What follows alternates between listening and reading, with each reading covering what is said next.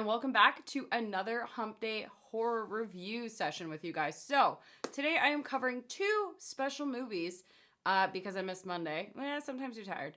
And I really wanted to cover these. So, the first one being a new one, and the second one being kind of new but obscure and foreign. Love those. So, we're going to start with the first one, which is called COBWEB. Have you guys seen this yet? So, COBWEB, I want to say, is streaming on Amazon right now.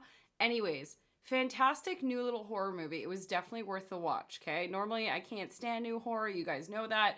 This was actually a tad unique. So it's basically about this young kid who's living at home and he starts having, like these weird dreams. They make it super like nightmarish in his room and you're like, he hears things in the walls or just people speaking. Of course, at school, he starts drawing creepy things because what other kid doesn't draw creepy things in a horror movie at school? And of course, this teacher is actually like really concerned. Okay. And she takes her concerns to the point that she shows up to the house. Now, what's interesting about this movie is it kind of like takes this twist where it's like, oh, like, are the parents okay or are they not okay? Clearly they're not okay. And they're like peed off that this lady is showing up and they're like, stay out of our business, and you just see like the way they penalize their kid. It's like messed up. Right. So this movie takes an interesting turn because you're like, is this kid haunted by ghosts? Is it aliens? It's not aliens, guys, this time.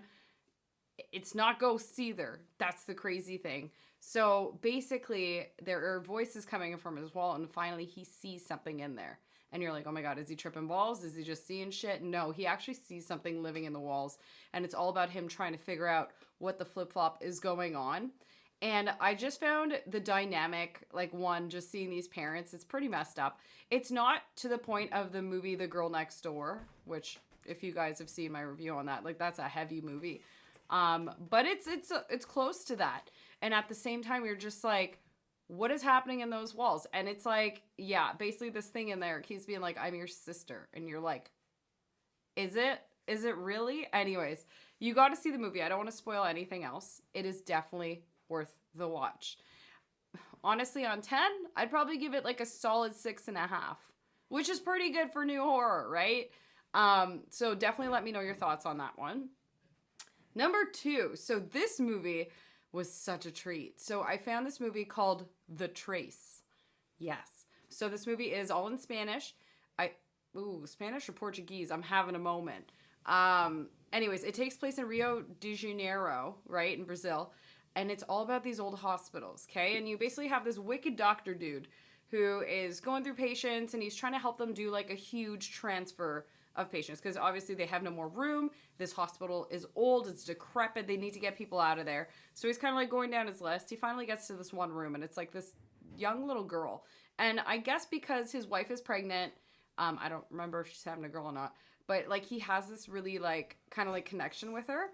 And it's a quick connection, okay? So, like, he meets this girl, and he's like, oh, like, where's your family? And she's like, oh, like, my mother doesn't really know I'm here. It's okay. Like, I'm just going to go home after this. And he's like, okay.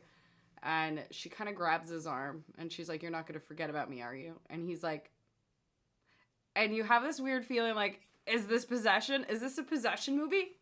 No. So it's not. So it goes on. The next day, they do this huge patient transfer. Somebody ends up killing themselves, okay? So, like, one of these older doctors, and, like, the dude is, like, traumatized. You can tell, like, the cool doctor dude. Anyways, basically, he's going through all, like, the charts, making sure everything went okay. He can't find the chart of this girl. It's missing. Somewhere, somebody deleted the files. And he's, like, freaking out. So he's just, like, going around asking people, do you remember seeing this girl? People are like, nah, I don't know what you're talking about. Everybody's kind of, like, messing with him. And now it's messing with his head, right? Because he's like, did I actually meet this girl? And he really did have this, like, feel for her, like, I need to help her out. Anyways, this movie really blew my mind because, 1, it was filmed beautifully. Beautiful filming. 2, the location. Like, that must be an actual location and like terrifying, right? Like super old asylum walls, like just again decrepit. So basically the whole movie is this guy going through like this vibe of, am I losing my brain or is this girl actually missing and is like something up? So this movie intertwines with a whole like political vibe too, with, you know, the crisis is going on and like, you know, not overpopulation, but overpopulated hospitals. And he basically gets thrown into like this whirlwind of obsession. And he's like, I need to find this girl. I don't want to get too much into this one, but there is like this moment where he's just like, look, like I found her backpack. He goes up to like the janitor who's like a tad slow. And he's like, dude, have you seen this girl? Like, this is her backpack. And the guy kind of brings him down, into like a basement or like a part of the hospital and moves this thing. And all you see, no joke, guys, is like a wall of like hospital wristbands just all tacked on and like old. And you're like, so clearly, like, there's a ton of these people that have just been deleted out of the system.